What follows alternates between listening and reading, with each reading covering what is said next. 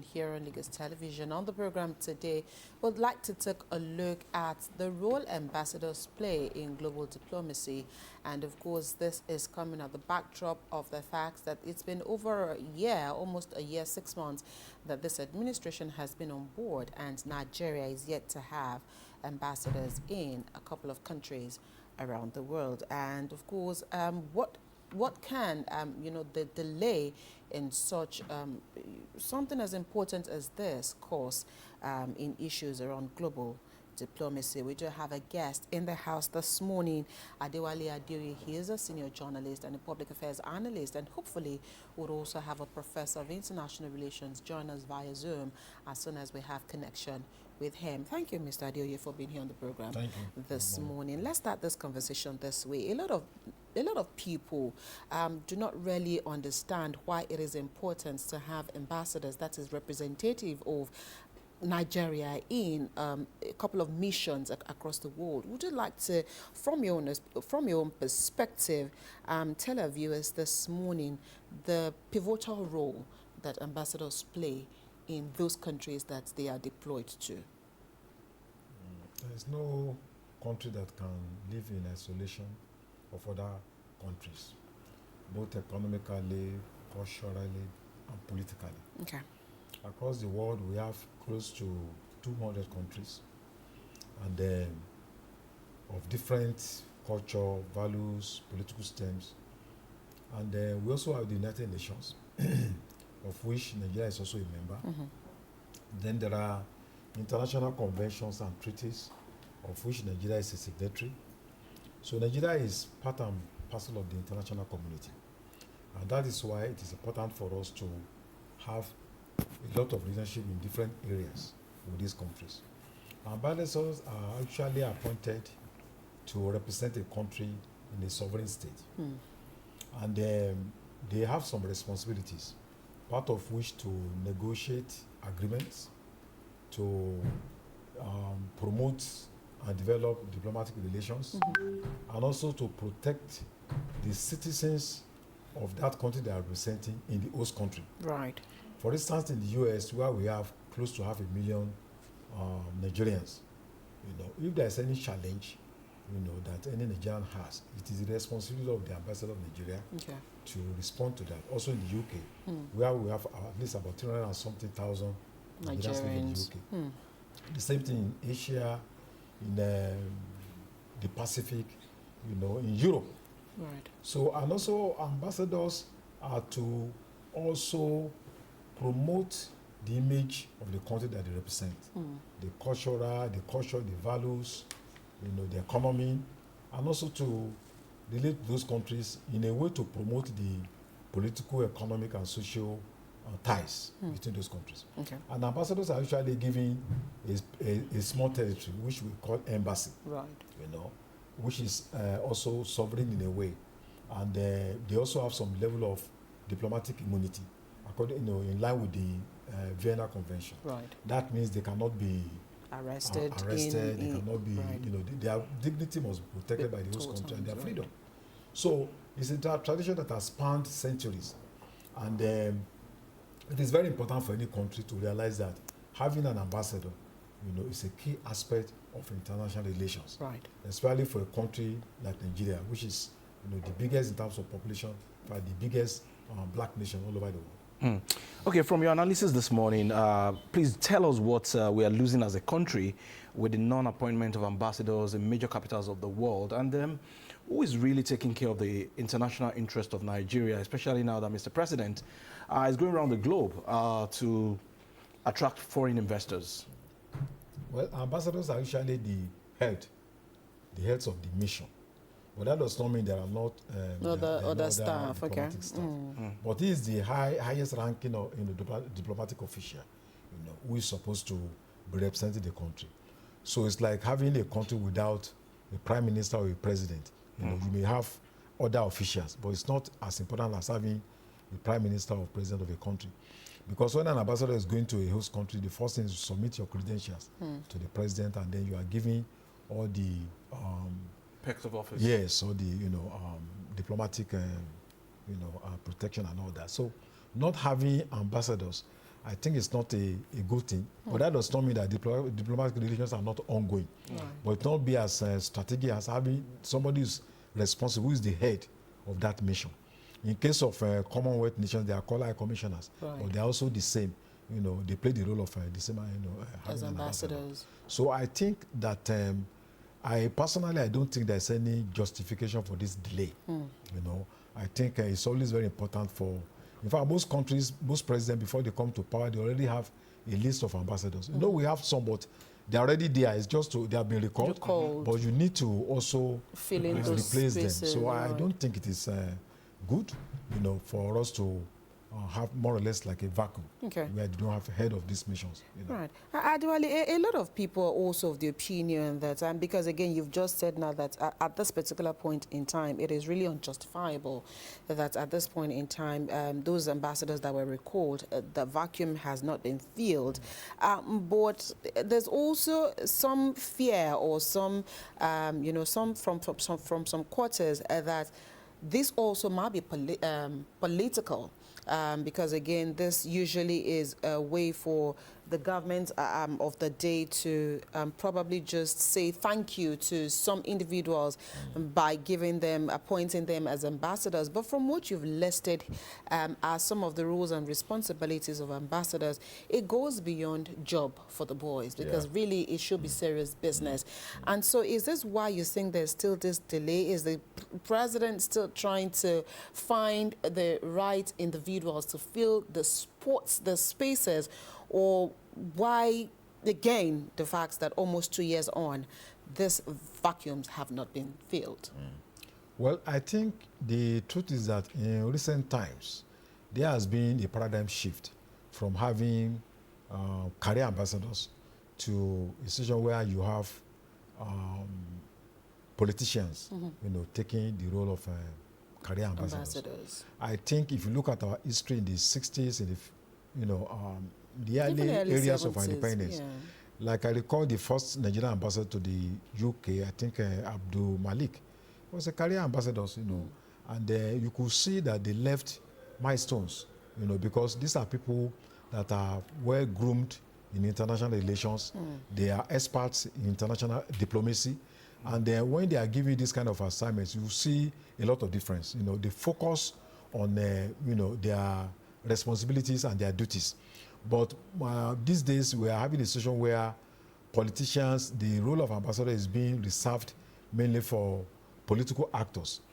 And I believe that if you have somebody who's an ambassador, for instance, in Japan, who is also at the same time, he wants to be the next governor of his state, you know, or how does he concentrate? How does he, you know, so I think it would be better for us to have, and I'm not sure if when they appoint these politicians, I'm not sure they have enough time to really give them the real training that is required. To groom them for the job, okay. You know, compared with people who have been part of the Nigerian Institute of International Affairs, people who are experts in international relations, who have gone through a lot of study, who have worked within the United Nations system, who understand what diplomacy actually means. So I think it's always very good for us to have career diplomats, ambassadors, especially in strategic countries that are, you know, quite strategic in terms of bilateral relations, economic and cultural relations, you know, like UK, the US. It's always good. There are a lot of issues that you need people with experience, not just politicians who can, you know, where people will argue that, oh, they have some experts who are working in those missions, but it's always good shore up there for the head of such missions to be grounded in, you know, diplomatic relations, so that you can make adequate recommendations to the home country on what are the things that we need to do, especially when there are challenges in such situations. Okay, as we are now, from your narration earlier, it's like we have a building without a roof. Fine, the building is there are furniture in the house, but the roof is not there. And Nigeria as a country, we have some international ambitions, like securing a seat on the UN, and of course our relationship with G20 and the BRICS. Without these ambassadors, do you think these ambitions rather, are they going to be realistic at the end of the day? Then those nations, are they going to take us serious?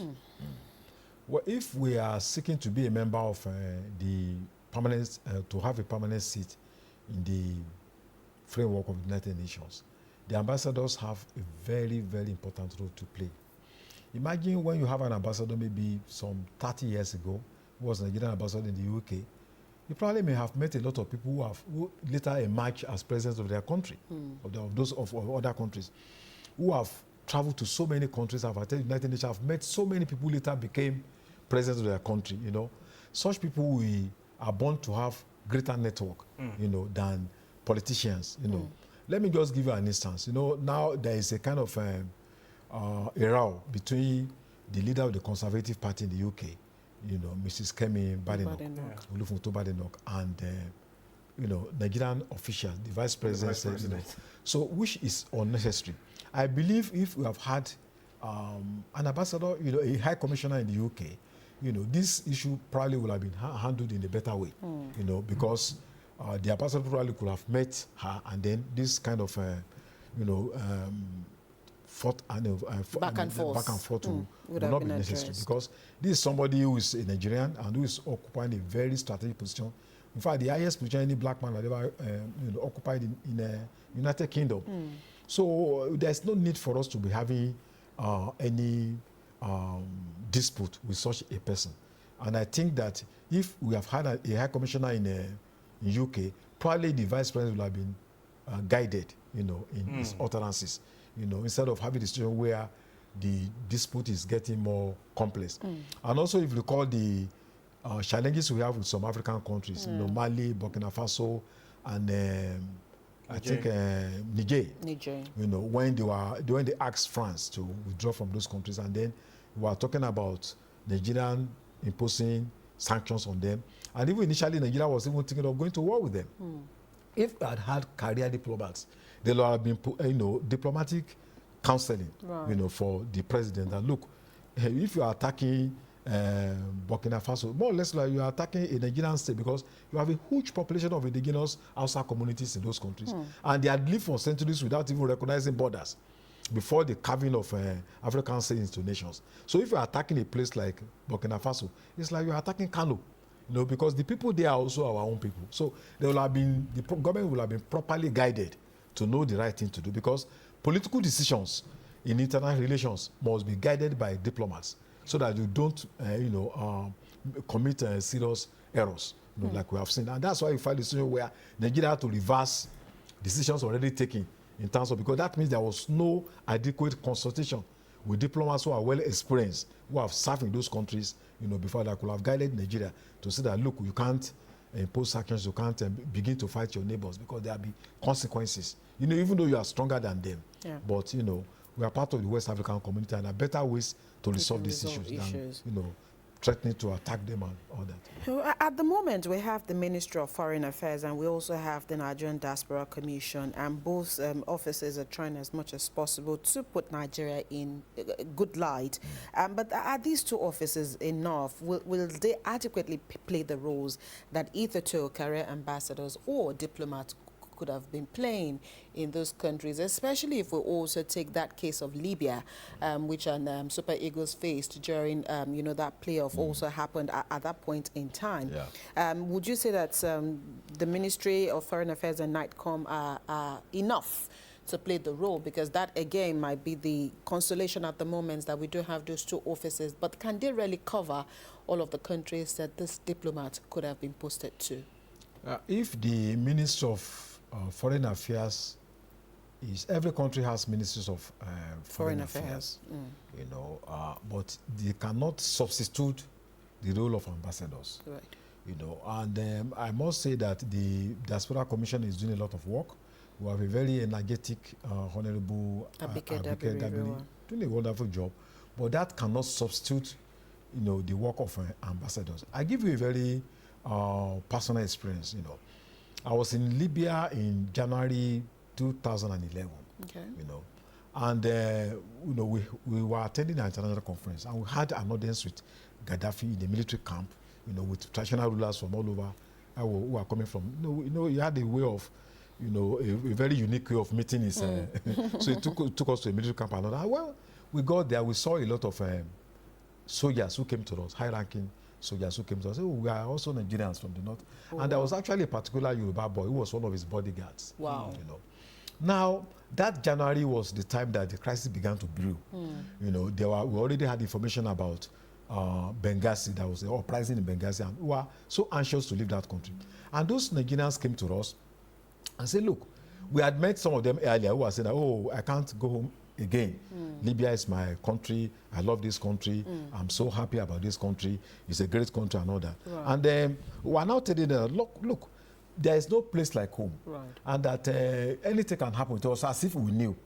Do you know that when I came back to Nigeria, many of them started calling me because the battle had started, and they were, in fact, one of them, when he was calling me, I was hearing gunshots. Wow. You know, they could not go to their homes. There was a big crisis, a huge population of Nigerians in Libya that were disillusioned. They didn't know what to do. The ambassador at that time had moved to, I think, whether Ethiopia or Tripoli. Eritrea. Yeah. So they were in a serious dilemma, you know. And then we also know that even as we are speaking now, there are so many countries that are having a lot of crisis. Ukraine is there, you know, between Russia Ukraine and there. Russia, you know, in Sudan. So if you don't have ambassadors in those countries, how are you going to cope with Nigerians that are, you know, that are caught? Syria, for instance. There are Nigerians that are in Syria. In Sudan, for instance, there are no fewer than 3 million Nigerians who are in that country. Most of them of outside extraction, who are settled there several centuries. Now there is war in Sudan. If you don't have an ambassador to coordinate the movement, to coordinate their aspirations, to coordinate their feelings, how are you going to, you know, many of them will be compared to just either being killed or massacred. There's no, you know, their country is not there to help them. And in Cote d'Ivoire, we have no fewer than 3.5 million Nigerians, as when I went there in around the military era. 3-point-something million Nigerians. So if there is a crisis in this country, how will the Nigerians in that country cope? So it's very important to have ambassadors, and I really don't think it is right to delay the appointment of ambassadors. It should not be politicized. The Minister of Foreign Affairs, then the Nigerian Institute of International Affairs, and we have a lot of responsible, you know, well-known diplomats in this country. I mean, and I think they actually have an association. So they should be able to meet the president and make recommendations, or people who can represent us, not for personal political interest, but who can actually perform the mission as defined, you know, in the Vienna Convention of what an ambassador should actually do in terms of representing their sovereign nations in the host countries.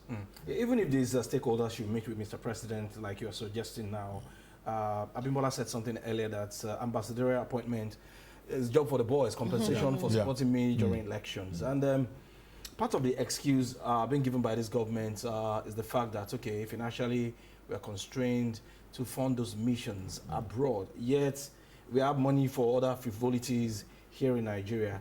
Our international relations rating presently, what do you think it will be now that we do not have a representative in major embassies of the world? Of course, Nigeria is going to suffer deficit in economic, cultural, and social relationships with these other countries, because, you know, and it's also going to cost us more if we don't have ambassadors.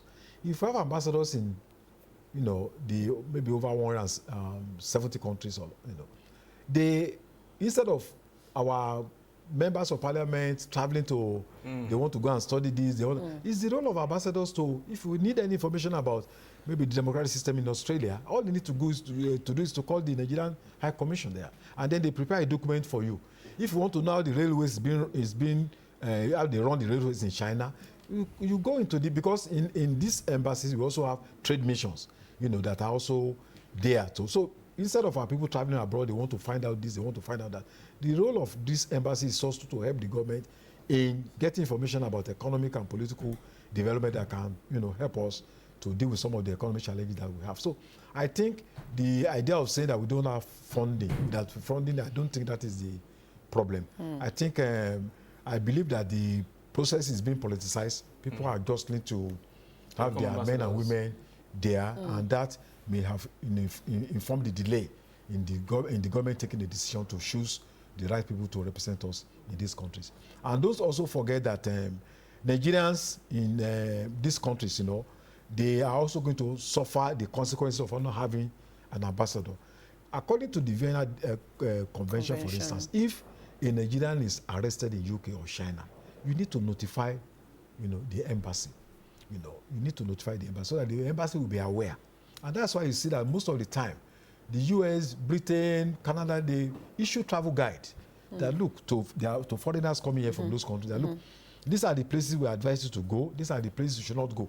If they have any problem, the next thing to do is to go, to their, to their embassy. Right. What happens to our Nigerians who are traveling all over the world, where there are we have diplomatic missions, but there is no ambassador or high commissioner. So I think it's really not a good thing, going to almost 1 year now. Right, over a year. But can government prioritize and maybe again do this ambassadorial thing in batches if the issue of funding is a problem like they've claimed? And only last week did the Ministry of Foreign Affairs debunk a list that was making the rounds that it was not an authentic list, meaning that of course there could be some kind of Nigerians are always very quick to just do certain things. So can the Ministry of Foreign Affairs speak with Mr. President or recommend to Mr. President to also look at those countries that we do need the heads of those foreign ambassadors and maybe do this in batches until the country is stable enough to again have all the ambassadors in those countries? Absolutely, I agree with you. Because in terms of bilateral relationships, there are countries that are, every country is important to Nigeria, but some are more strategic. They're more important, that people who have worked for several years. And so I think Nigeria we can begin to, do the enlistment, in batches, at least to save the embarrassment that we are suffering now. But you see, it boils down to lack of strategic planning. Look at what President Trump is doing. Picking his appointments even before, yes. And already they are, they are being asked to go to the National Assembly. It's not considering whether it's in power or not, but they already had a plan ahead of inauguration. So I think the challenge we have with some of our leaders is that, look, when you are coming to take over the leadership of a country, you must have a grand plan. You must have your policy on foreign relations, you must have your policy on domestic relations, you must have your policy on relationship with Western countries, with Eastern countries, well defined in a document, so that and you must even have an idea of who should be the ROA to put this agenda. For instance, the Russian-Ukraine crisis is affecting wheat supply globally. So you already know that this crisis has been on, and coming in as a president of a country, you must have a plan that who are we going to pick that will be our ambassador in Russia. Probably somebody who speaks the Russian language, who has lived in that country before, I know one or two Nigerians who are classmates of the president of Russia. They attended the same university. So Nigeria is not lacking in terms of manpower. Professor Ogundowole. Imagine the advantages you would have derived from. Professor Ogundowole is a very versatile scholar. He attended the same university with President Putin. So Nigeria has, we are not we don't have shortfall of human resources. The important thing is for you to have a data bank of people who will be strategically important to your foreign policy strategy. But when you don't have that kind of plan, you don't have a situation where you're just going to the market to look for something without even knowing what you want to buy. So I think it boils down to lack of, long-term plan, before most of our leaders come to power. If you already have a good plan about foreign relations, there shouldn't be any point in delaying on the appointment of ambassadors.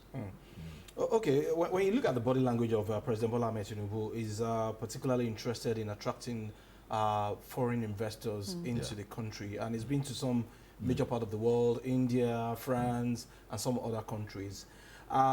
After these visits, is it not the ambassadors that should follow up? The ambassadors should be the ones, because the president cannot be traveling all the time. He has a lot, his table is filled up.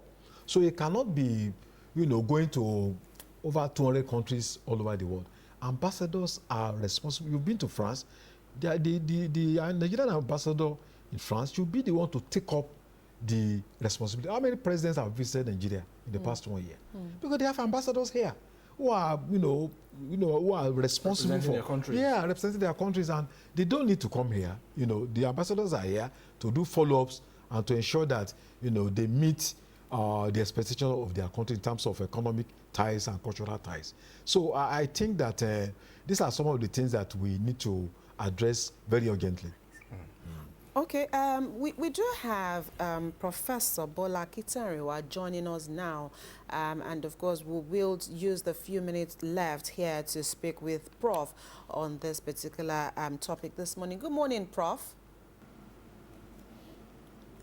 Hello, good morning. Hello, Prof. Good morning. Good morning. How are you today, sir? Good morning. Right. Can you hear me? Right. Okay, let's quickly take your opinion on...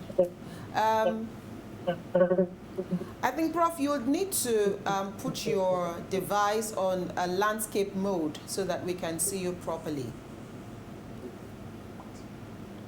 Okay, so while we get Prof to put his device on a landscape mode, of course, we'll be speaking with him on the topic at hand. And of course, he is a professor of international relations, and he'll be able to help us put this into, shed more light on this particular topic we have today. I think we're still not okay with Prof's placement of his device. Okay, while we're trying to get that, let's quickly come back to you.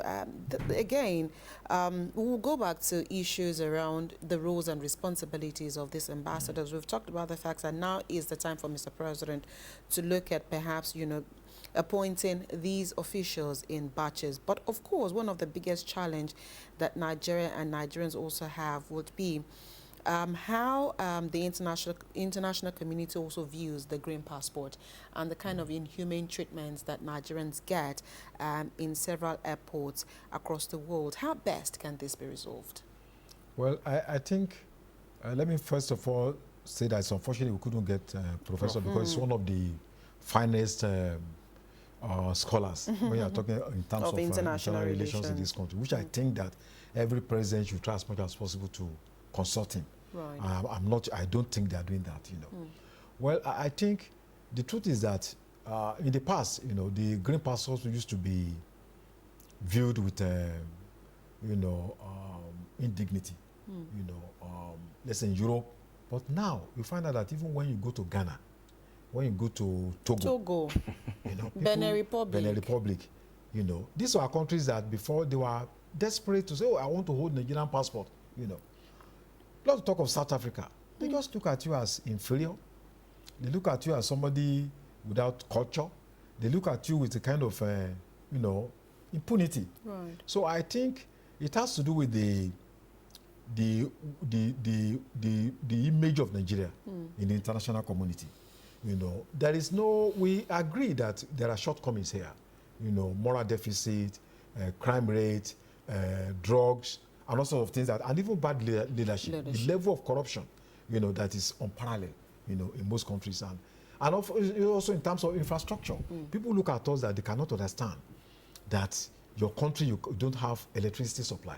I was in Togo for about 5 days, and they took the light in a day, maybe just for 1 hour or so. Togo there? Yes, just Togo. We here. supply Togo. And So, Nigeria. they can't understand, when you tell them what you are going through here, that you don't have light, some people don't have light for 30 days, and then you claim the giant of Africa, 200 million people, the largest economy. They can't just understand that. So even when you are entering Togo, the first thing is that, if you are going by a road, there are computers there that will take you the picture of your car. Yeah. If you are going to Ghana, right from the airport, you see the beauty, you see the charisma. Not when you go to airport, then the first thing that people are asking you, what did you bring for me? Give me something there. And then even sometimes the machine for, it's not working. It's not working. Sometimes they don't even take your biometrics. Your biometrics, You go to some airports in Nigeria, you can just pass anything through. Even when you look at the scanning machine, it's so archaic, so obsolete. But when you go to Ghana, so when they come to this country, they can't understand why Nigeria is like this. So I think Prof is here. Okay, all right. I think we have Prof back online now. So let's quickly connect with him. Professor, good morning, sir. Good morning, sir. How are you? Very well, thank you. All right, Prof, let's quickly have your opinion on this. It's been almost 18 months, and since the recall of ambassadors back here in Nigeria, until date, we're yet to, as a country, replace those ambassadors. What are the implications, especially in global diplomacy, does this have on Nigeria? There are many ways of looking at the problem of delay. Okay. It may be very deliberate. And as a deliberate policy, we have always been told that foreign policy, more often than not, is an extension of domestic policy. The international environment is an extension of the domestic environment in many ramifications. That is precisely why every diplomatic mission is considered exterritorial. In other words, the embassy is an extension of the home country, an extension of the home office. In this particular case, you know quite well that Mr. President had many supporters, and he will want to satisfy, he will want to please all those who work tooth and nail to ensure his election. And now when it comes to consideration, nomination of ambassadors designate, there is always a major problem. Especially, you know, the situation in Nigeria is such that diplomatic, ambassadorial appointments have been bastardized. The ideal thing is to have the career foreign service officers given priority. But what obtains in Nigeria nowadays, they are no longer given priority. Okay. It is politics. They will want to even allocate more embassies to politicians. And these are politicians that are groomed up, they are professionals, they are competent in areas other than diplomacy. So the delay may be because of the difficulty in getting a sort of gentleman agreement on that. What is the percentage? If the issue is to give priority as it should be to the career ambassador designates, especially people who are on level 17. When you are on level 16, 17, you are already eligible for ambassadorial appointment in the Ministry of Foreign Affairs. But if they have not done that, I think one major reason cannot but be the issue of who to appoint. And rather than have problem with the politicians, then the ideal thing is you go slow, like President Muhammadu Buhari himself accepted being Baba go slow. The second reason is simply that, you know, in diplomacy, when there is what we normally call letters of credence. Letters of credence. There are normally two. The first one is what we call letter of recall. Okay. The ambassador there, you have to recall him before you can nominate another person. And in this particular case, when you are nominating another person, the process can as well be long. The process can be long. What do I mean? When you nominate, let's say, the director of LTV as an ambassador designate, what will be done is that they will send his papers, his credentials to the country to which the ambassador designate is intended to be sent to. So that country will peruse the nominee, consider whether they want to accept him as a plenipotentiary ambassador to them. Okay. At times, one way of responding without saying no, without offending, such country can keep quiet. They can delay. So they send an indirect message to say this person is not wanted, in which case he or she will be declared what they call persona non grata. Right. Okay. But if they want the nominee, then there's what we call agreement. It means agreement, but the diplomatic name, the terminology is agreement. It's a French word. It's not the same spelling as agreement. Okay. It has only one E. And in this particular case, that E has what they call accent aigu. So in this case, they will give the agreement. But when you don't have an agreement, it can be difficult. You cannot send. You will try another country. So many reasons are given. Okay. But the country to which you are accrediting someone is not obliged to explain what is responsible. Okay. There is another reason again. Okay. You want me to stop? No, Please Prof, give the go ahead. you Prof, a very quick one now. Would you consider this delay a diplomatic blunder on the part of Nigeria? And what do we stand to lose as a country? You have asked two questions in one. Is it a blunder? What is it that we have to gain? To lose. To lose. To lose. To lose. Yeah. Okay. Now, in this type of situation, Mr. President, when we are talking about diplomats, ambassadors, he is the primus inter pares. He is Nigeria's #1 diplomat. He only delegates part of his power as #1 to the Minister of Foreign Affairs. So it's only, the foreign minister is only acting on behalf the of president. the president. Now to now say, has the president committed an error, a blunder, by not quickly sending? The answer cannot be given in terms of commission of error. No.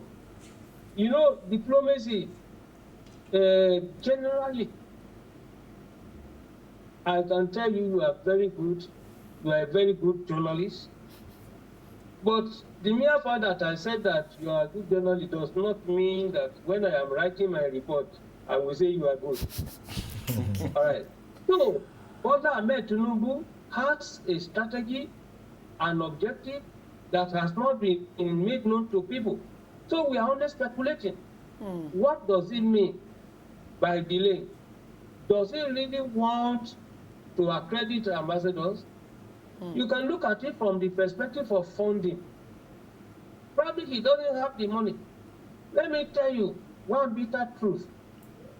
The public servants in Nigeria, the National Assembly, they are more of Nigeria's problem than you may want to imagine. Please, foreign policy, diplomacy is dollarized. Okay? Is dollarized. When you have ambassadors imposed, does the government of Nigeria provide the required funding? The diplomats they are owing. They don't pay them. When they are abroad, they are only giving allowances. They don't earn salaries abroad. Okay? They don't pay. Social bills is very difficult. Payment of social bills. And in this case, when you accredit an ambassador, for instance, your ambassador cannot look feverish, as if he's having fever. The ambassador represents Your country. both the goodness, the illness of your country. So, to maintain a good image abroad, look, thank God that Nigeria can boast of very competent, ambassadors in the diplomatic world. There's no gainsaying there. They are there. Well, I can tell you, I can name specifically the diplomats we do have. But you see, the issue is that Tinubu will not tell you that he does not have money. Okay? And every government, for instance, has an objective. President Tinubu has 50% strategic calculations for 2027, and he will need money. So in this case, what are you going to say is wrong if he's trying to save money from that? Okay. Now, are we losing anything? Please, we are not losing and we are not gaining. Okay. If you have ambassadors on ground, then you have people who can quickly begin to monitor. President Tinubu went to Germany. Agreements were done. He went to France. Agreements were done. If you have ambassadors on ground, please, before you are recognized as a diplomat and as an ambassador of your country in any host country, you must have presented what I referred to earlier on as letters of credence. Now, it is then they will put your name on the diplomatic list in France, Okay. to which President Tinubu went. Right. There, who is a diplomat? It says people whose names are on the list. Now, if you have not presented your letters, how will your name be there? But when you are there, you can now call the Minister of Foreign Affairs. You can call with any member in government. You can now relate. You can go to Minister of Cooperation, Minister of Foreign Affairs, all right, to say we sign agreement. Let us do this. But if you don't have an ambassador, do you think that a first secretary can do that? No. Even when you have a charge d'affaires, please, charge d'affaires, we have different categories. Right. In France, the headship is ambassadorial in level. It's not charge d'affaires. Okay.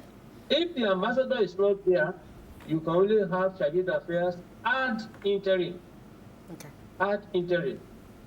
Now, the charge d'affaires at interim has limitations. The extent to which he can relate with the other ambassadors. They are not as Okay.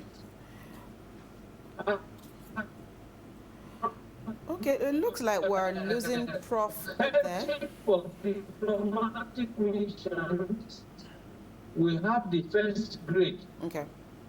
ambassadors or Charge d'affaires.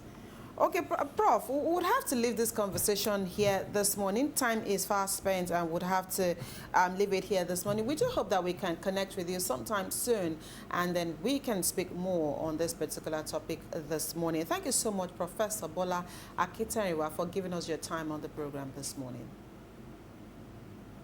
Thank you. It's good having me. Merry Christmas and Happy New Year well in advance. Thank you, sir. Thank Thank you so much. All right, and would I have to say thank you also to our studio guest here this morning, Adewale Adeoye, journalist and public affairs analyst. Thank you for finding time to be here on the program this morning. Well, Prof and our studio guest here have set their bait on this particular issue. We await on the federal government of Nigeria to take it forward from here.